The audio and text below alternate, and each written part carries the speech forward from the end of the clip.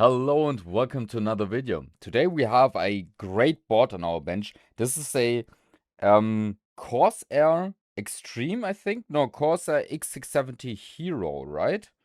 This is a crazy board. This thing looks great. Like, here's the Hero, yeah. And we have a letter with it. I was able to convince my colleague to also send this board. When I took a closer look at it, I noticed the damaged SMD component located to the top left of the near CPU. I moved this component, but the original problem still present. I'm not sure if it's related to that part or not. I placed the removed defective SMD component in a small bag, included it in the package so you can take a look at it and possibly replace if needed. There's a very small component here, and we will have a look at that place. Let's go under the microscope then. So, right here we have the removed component. As you can see, this is a 5-pin BGA. Not really too sure what it's supposed to do. I've never seen this thing before. You can see that it was taken off here.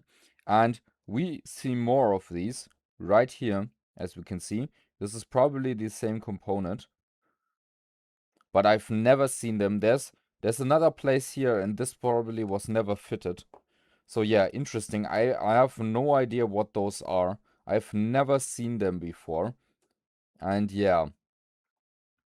So, before we do visual inspection, I just wanted to have a look for that thing.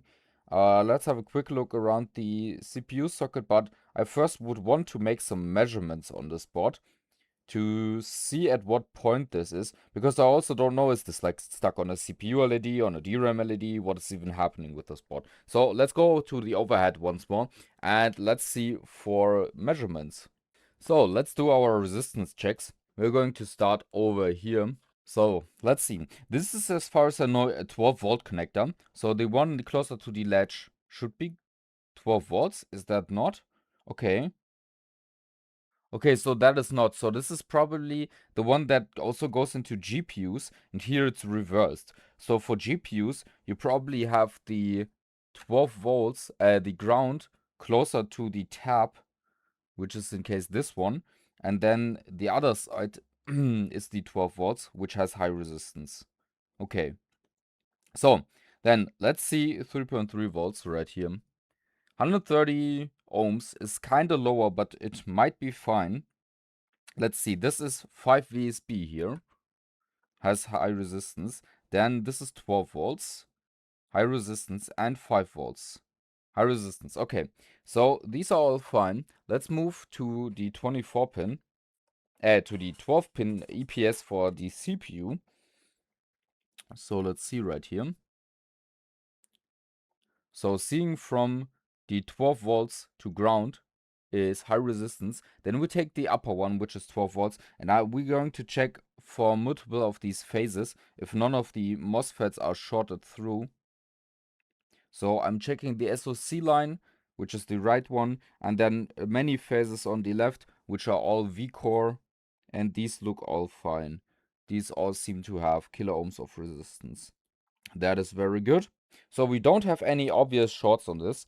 So I would want to power this board up already, just to see how it behaves and what our power consumption is. We probably will have to take all of the heat sinking off, which probably will take quite some time.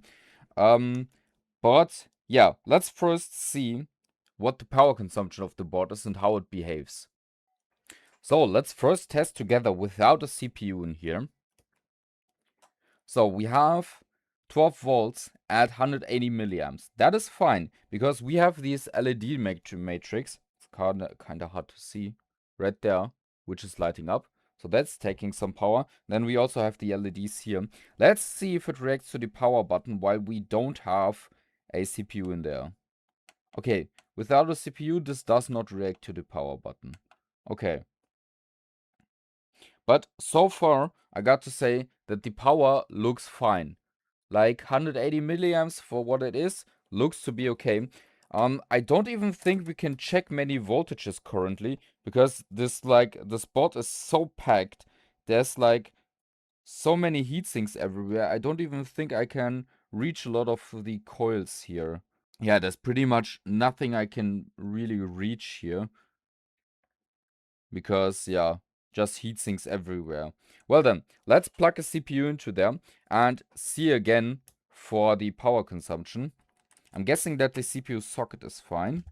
Let's see. Socket looks to be in decent condition. That is good. So let me get a CPU into here. So let's see for this once more with the CPU in. 400 milliamps. Not too sure if that is okay or not. 400 milliamps is a lot. Like, actually a lot. Let's have a look at this again. Yeah, 400 milliamps. 450. Is it going up?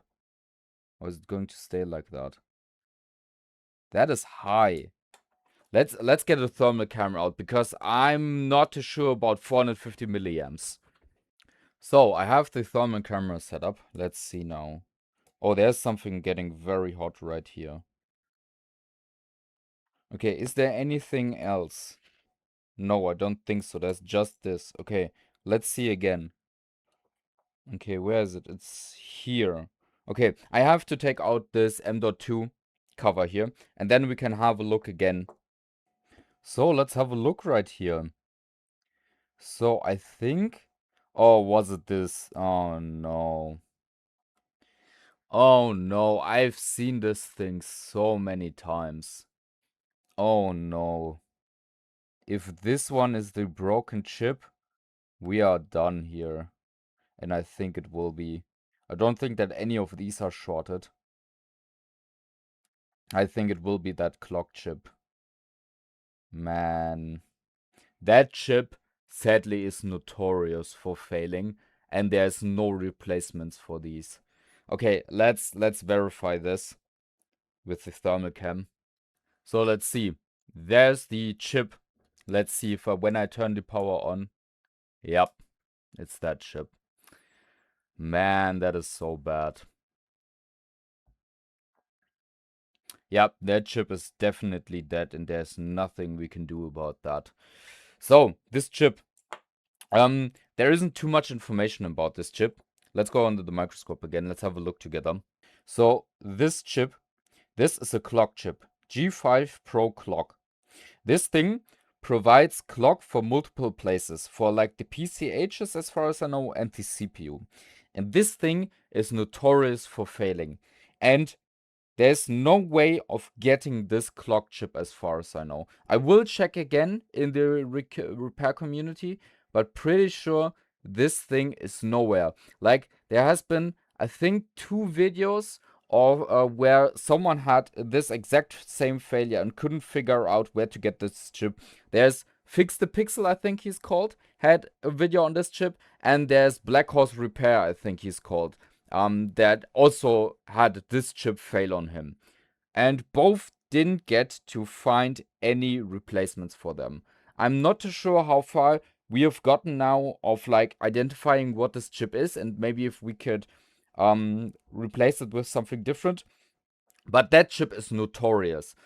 The big thing also is, I've thought about making a replacement of like multiple oscillators, but we are not too sure what kind of frequencies this one provides and what else all it does. Let me see if I can find a board view for this board, and if we can see what this oscillator is all connected to, but I don't think that the Hero has any board views for it. But let me have a quick look. So, let me show you right here. We have 2 videos, one from Black Horse Repair, and you can see he has the same issue. G5 Pro clock chip that is faulty. For him, it's a Asus X670E. I will leave the link to his video in the description as well. And there's no replacements for him as well. And having a look right here, Fix the Pixel, also fixing motherboards. He's attempting to fix an X870, and he also has the G5 Pro clock chip. And I've even commented on this video. As you can see, that I've commented that I've seen a lot of these dead. And he answered, yes, we have the board fee. However, I doubt we will be able to find a replacement, since it looked like these chips are flashed with the firmware. during manufacture, which configures oscillating frequencies among multiple outputs. The board view does not show the frequencies, just 50 MHz input oscillator. So, this chip gets a 50 MHz input as an oscillator and then modulates it to whatever the firmware is flashed on it. So, we are not able to fix this board. Thank you for very much Fix the Pixel and Black Horse Repair for also sharing these. And yeah, now I came to my first one where I cannot fix it, where we have this chip failed. So let me get back to the bench. So very sad ending for this board. This repair basically ended before it really began, because there's no way of fixing that chip.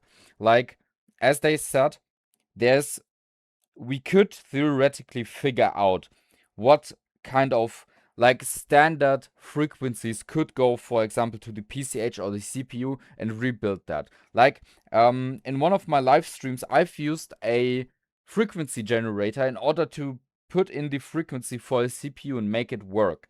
Like the 32.768 kilohertz signal for the RTC signal. I've been able to do that. But that clock chip is doing it for multiple sources, or like for multiple things that require the frequency, and we have no idea what frequency. So this seems to be a bust about that all of the AM5, like X670 to X870, all of them from Asus that use this clock chip are non-repairable, and they seem to be failing over and over again. Like, it seems to be a very common issue, and all of these just turn into dead weights at that point. Like, we probably, at some point, there will be so many of these that will just be dead weight. We will have to figure something out for these chips. The time is not yet, but we will have to think of like an adapter that you either solder into there or put onto there, and it takes that frequency in and also modulates it. But the big problem will be the pin out and what kind of frequencies it expects, because it might also be that these frequencies are not fixed, that are not the same value all the time, and that will also bring problems.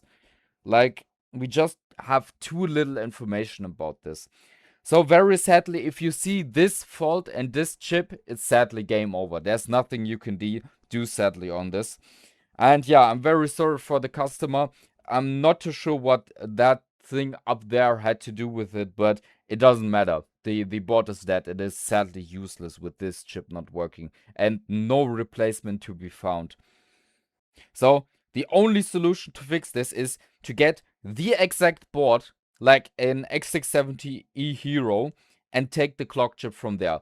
Because who knows, if you take like an X870, for example, and these are programmed with firmware, who knows what kind of frequencies are then modulated into there. Like, no one knows that. Like, there has been no one who's tried that or was able to do that. So yeah, sadly, no repair today. This is where it leaves. I just wanted to make this video so people are aware of this chip as well. And all of my tools, as always, are linked in the video description. If you want to get one of these current meters, email me. I do sell them. And yeah, thank you very much for watching, and goodbye.